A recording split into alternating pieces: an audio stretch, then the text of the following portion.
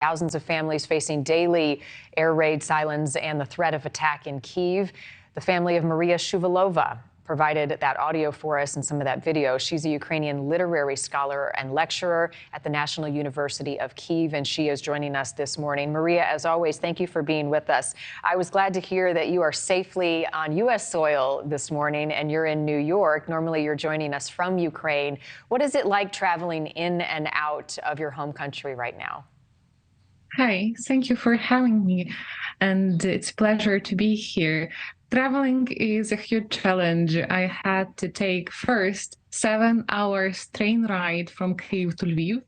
Then I had to take one more bus ride, which took 35 hours to get to Vienna. I spent 12 hours on Slovenian border.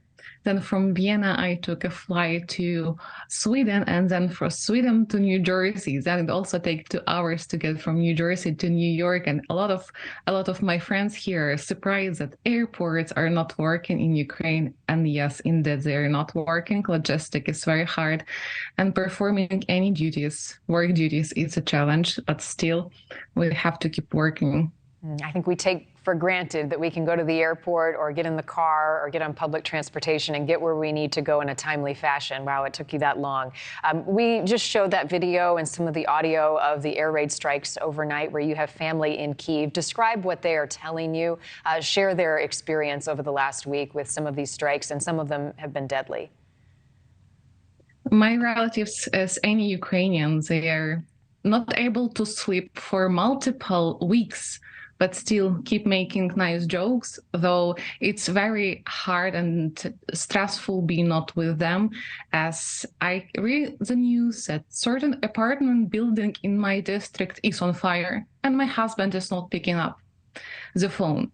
Next day, I'm reading the news that kids' hospital was bombarded, and my parents live near there, and they're not picking up the phone. And it just keeps happening every night. And this night, and as all previous night, actually in May, Kyiv was attacked 17 times. And it's not just one drone, it's 20 or 30 drones, and also ballistic missiles. So it's tragedy became our routine, you know? Mm-hmm. Yeah, we've seen video of school children running down the sidewalk as air raid sirens play overhead.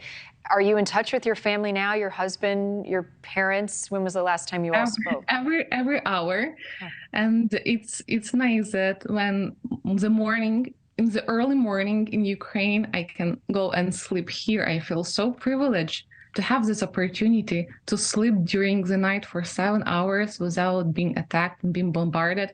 But during all air strikes, they're in touch with me to make sure everything is okay with them. Yeah, a lot of times we talk to you in the dark. Sometimes you were in a bathroom with no electricity, on very little and glitchy Wi-Fi, and you've been in the bomb shelters as well. When you hear the news about the bomb shelters and some people not able to get in them when the threat is overhead, having experienced that, what's your take on the situation and what needs to be done to make sure they're open for all?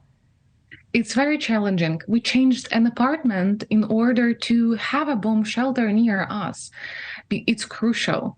And the only thing that make me be here a bit calmer that in my parents' place and my husband's place, they have bomb shelter 1 minute near them. So they really can get there quickly, because the recent air strikes that killed the family happened 10 minutes after air raid began, so you actually have to get to the bomb shelter very fast.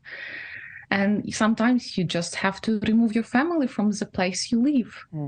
You have to change your routine dramatically, because you never know. And yes, sometimes people are not going to the bomb shelters. Part of bomb shelters are not working. And also sometimes the rocket can get you even in a bomb shelter. So it's very complicated and challenging. So it's very important to give yourself more chances to survive. Thank you for watching. Go to newsnationnow.com to find NewsNation on your television provider. And don't forget to click the red subscribe button below to get more of NewsNation's fact-driven, unbiased coverage.